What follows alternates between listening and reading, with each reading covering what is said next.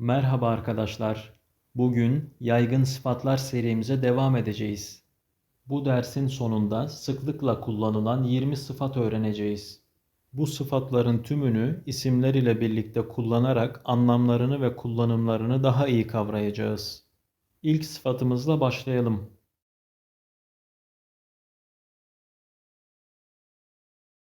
Islak, kuru, ıslak çamaşır, kuru çamaşır,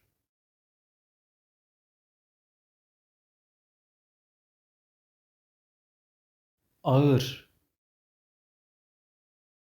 hafif, ağır çanta, hafif çanta,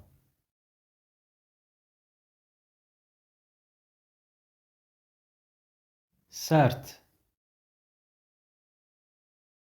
yumuşak, sert duvar,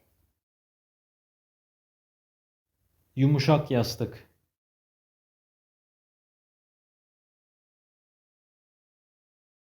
sığ, derin, sığ su, derin su,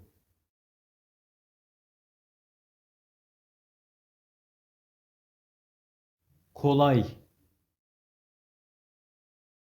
zor,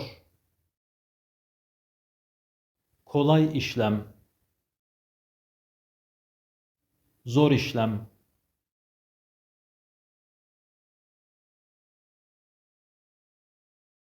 güçsüz,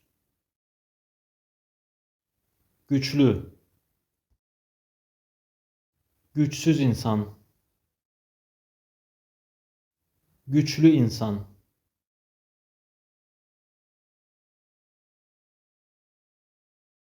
zengin, fakir, zengin insan, fakir insan,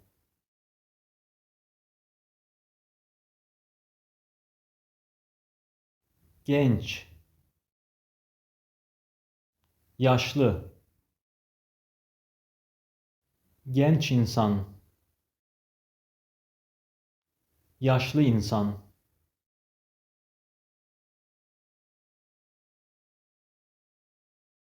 uzun,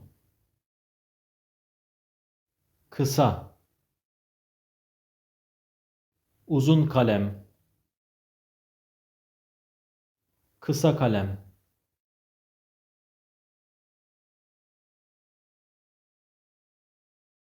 alçak, yüksek,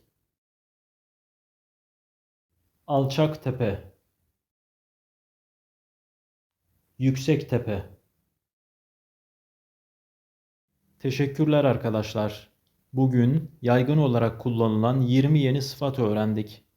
Yorumlar kısmına bu sıfatlardan bazıları ile ilgili örnekler yazabilirsiniz. Videoyu beğendiyseniz beğen butonuna tıklamayı unutmayın. Tekrar görüşmek dileğiyle. Kendinize iyi bakın.